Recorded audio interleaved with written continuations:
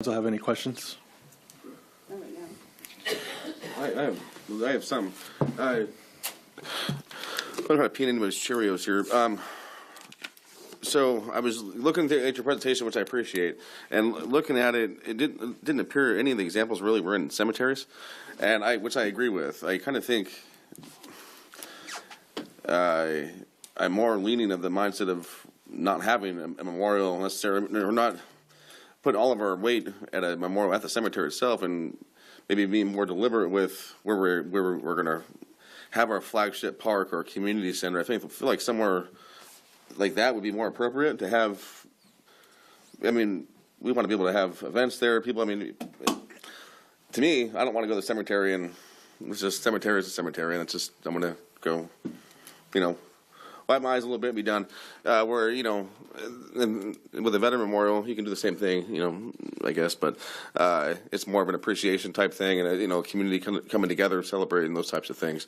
So my question is, are we limited to options 1 and 2? Are we limited? Do we have to be at the cemetery? Can we just say no, or whatnot? And then also, I want to make sure whatever we do. I would hate to see. I don't want to see us. I was reading one of your questions, like how do we recognize, or I don't want to see. I don't want to commemorate ourselves, right? Established by the city council in 2026. Like that's just taken away from, what it's supposed to be about, right? And so maybe establish 2026, whatever we end up doing. But other than that, I'd like to keep away from, patting ourselves on the back if we can for something like this. But anyway, those are my thoughts, and I'm not trying to pee in Cheerios, but I liked your presentation. It got me thinking too. So yeah. Yeah, I'm a similar mind as Mayor Pro Tem Nig. Do you have any responses to maybe some of his questions? Yeah. We actually, it's true, we didn't feature cemetery veterans memorials in cemeteries, but we have definitely done several of those. Mm-hmm. And I really think it might have to do with what the program is, what's determined as what is the program that's going to happen around this space. Mm-hmm. Because if it is your Memorial Day, your Veterans Day, these big events for many, many people, maybe that does make sense to happen in more of a public space. We have also seen, I think cemeteries do also serve that function. Yeah. And it has in the past for us as well, but I'm not sure it's definitely grown and, over the years. I just think of where we're at now, where we want to get to, right? And where we're planning to be. We have the downtown kind of old town thing we're looking at. We have a civic center. We have a 27-acre park we're looking at, and all these things. And maybe that's a more appropriate venue or place to be deliberate with something like that. That's all. Or at least with our, if we're going to spend some money first, right? And then I'm not opposed to having something like this down the road to honor anyone, But if we're gonna go for it, I'm gonna go for it the right way. That's all. For sure. But we'll still play along. I'll still put stickers on stuff. I just want to. Those are my thoughts. So. Mayor. So originally, I had brought this idea up to our previous city manager, and then also council, and then also I have my own nonprofit, so the Wildomar Community and Parks Foundation, and this is something we've been passionate about. We already have raised money towards it because we're so passionate about it. Originally, we also didn't think the cemetery, there was a little piece of land that's landlocked and unbuildable that's off Mission Trail and Waite next to adjacent to the Elk Lodge. And we originally wanted that spot, but we, of course, have to purchase that property first, and that's a cost, and then build also the memorial. But then the idea of the cemetery came about, and actually that is a peaceful reflection. I'm not opposed to a park, and I actually don't think we have to stop at one if we do this one now, and then the 27-acre park comes online, or any other park comes online, we can also do something there as well. In Wildomar right now at the Elsinore High School, which is our local high school, they do have on the back of a wall, it's a concave wall, they have the staff. They do reflect their staff, students that have served, classified. And then our park, we had the medallions at the, on a rock. That was a Girl Scout project. So we have a few areas that do recognize, but we don't have a standalone memorial for our veterans or first responders in Wildomar. And with our large portion, we do have a large contingent of active and retired veterans in our community. As you know, as a crow flies, we're right there by Pendleton. We hear the booms constantly on Facebook. What's that loud noise? We hear that. We have a Veterans of Foreign Wars, which I'm a part of. My grandfather served in World War II, so I'm a part of the auxiliary.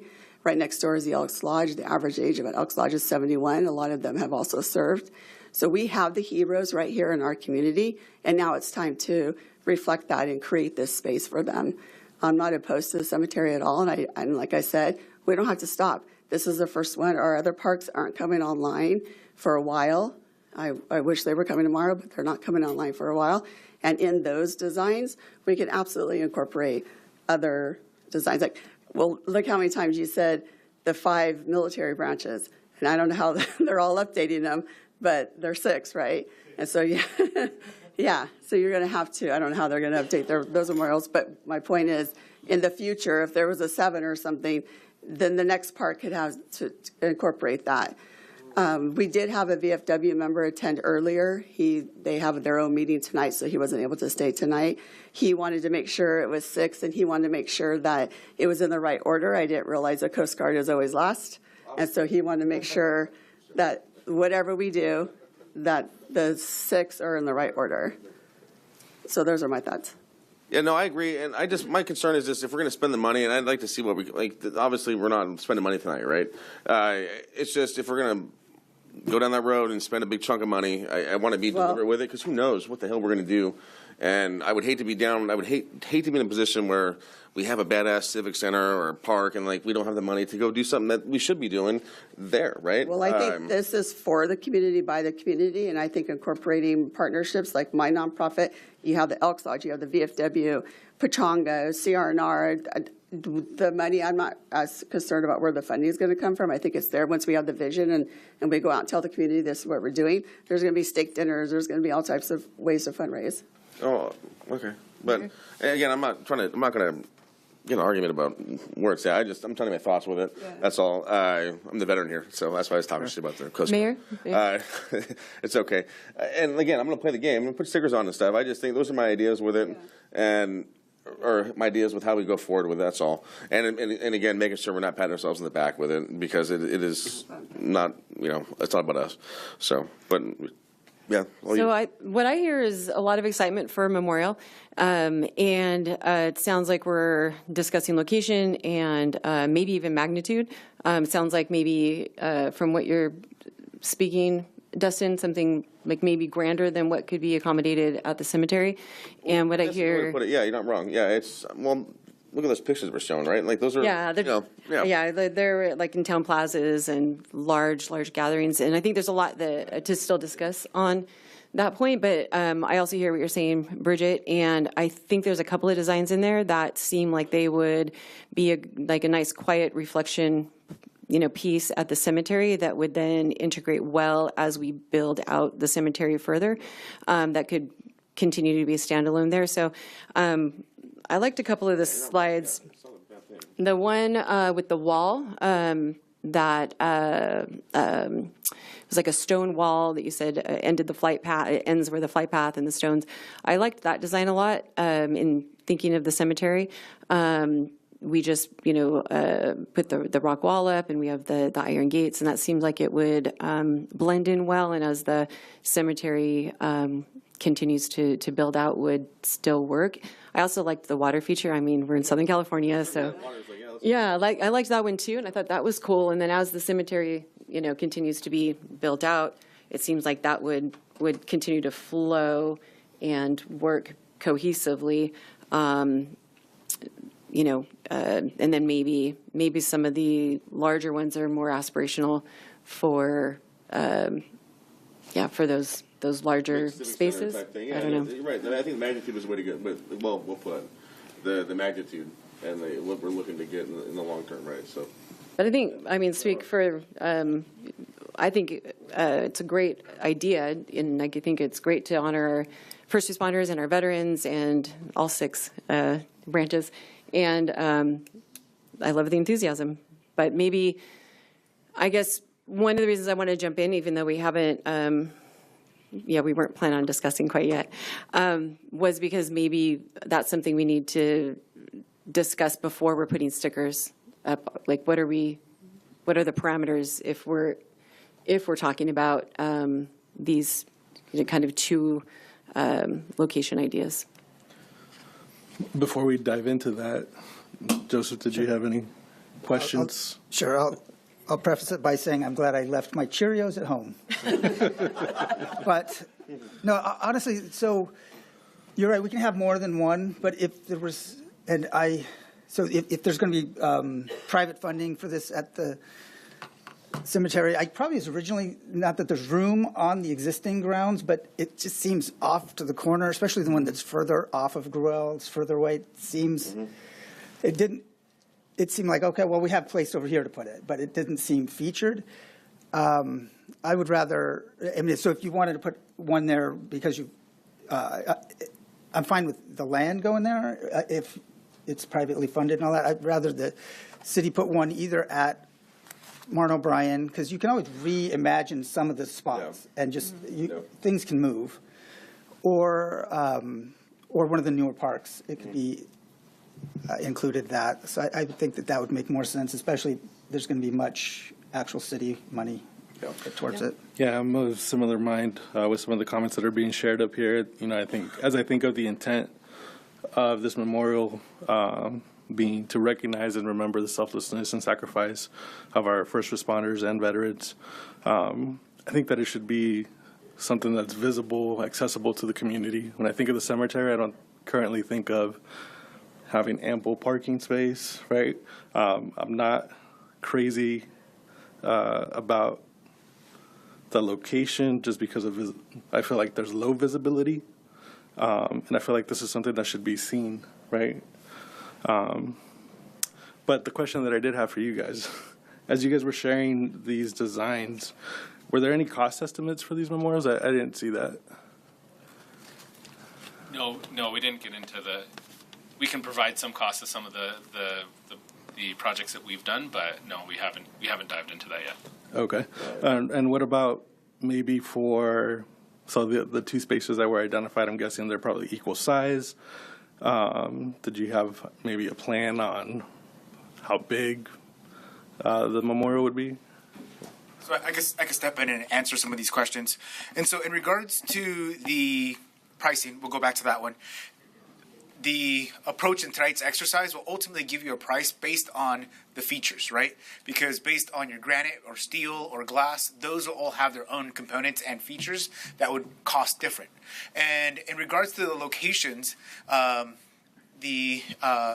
Joshua had shown the overall master plan, the overall vision of what the cemetery is. The two locations are designated because it actually creates a union between both, right? And also doesn't eliminate or take away from the actual cemetery master plan, right? So it's not removing grave sites or removing any of those components. It's attempting to align with the concept that was accepted in 2022.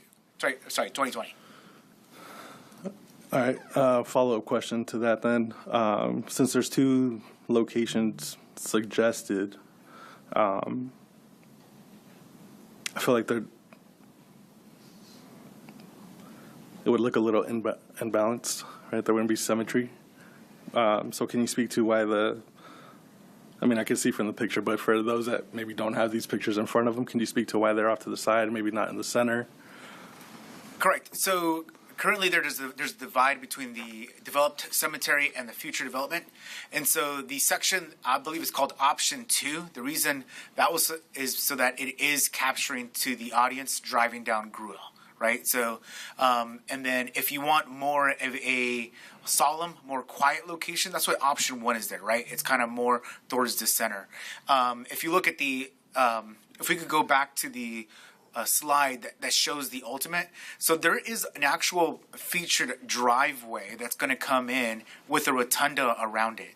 And so, again, this would then allow the access to either one of those locations. But if you look at that, where there is trees alongside that dotted line between existing and non-existing, right? Again, we're not taking away any grave locations or sites. Ultimately, we're just adding that feature within that location landscape already. I just thought about this, Bridget. I think my concern is this. I don't want to feel like we're in a box with this, and I'm then going back to that park that we have right next to the casino, right? The Welcome to Wildomar Park, and I feel like that was. I think we were kind of boxed in with that, where it's the welcomes to the city park, but you don't even see the damn thing.